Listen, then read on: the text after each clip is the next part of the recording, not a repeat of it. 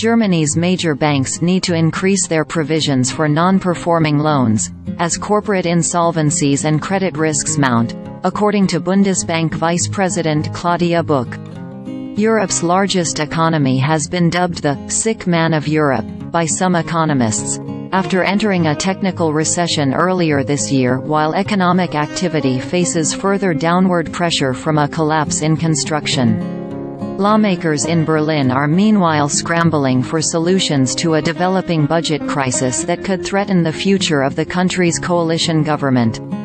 Like the rest of the Eurozone, the German economy is dealing with a rapid rise in interest rates, as the European Central Bank took its main deposit facility from a record low of -0.5% in September 2019 to a record high of 4% in September 2023.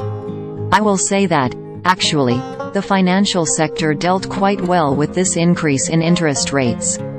At the same time, the full effects are not yet visible, so they haven't really worked their way through the balance sheets of the banks, and this is why we caution the banks as usual, Buch told CNBC's Annette Weisbach on Wednesday. Resilience is really of utmost importance at the current juncture. The banks are highly profitable at the moment, and I think it's good if they use this profitability to increase their resilience, sufficient capital, sufficient liquidity, but also investments into IT to shield against cyber risks. German banks enjoyed a strong third quarter, with Deutsche Bank posting a net profit of €1.031 billion, $1.13 billion, and Commerzbank more than tripling its net profit from the previous year to €684 million.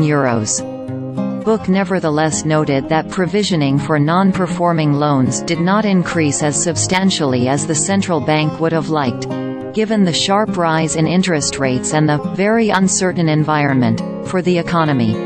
Provisioning has increased a bit, but if you compare it to historical averages, it is still at a relatively low level, and the same actually holds for corporate insolvencies. So corporate insolvencies, which actually came down over the past 20 years, have increased slightly, but are still way below historic averages, she said. In all likelihood, given the structural change that we have, given the uncertainty that we have around us, corporate insolvencies are likely to increase. Credit risk is likely to increase. And this is why we, on both sides, from the macro-prudential side and the micro-prudential side, really make banks aware of these risks and urge them to increase whatever they can, their resilience.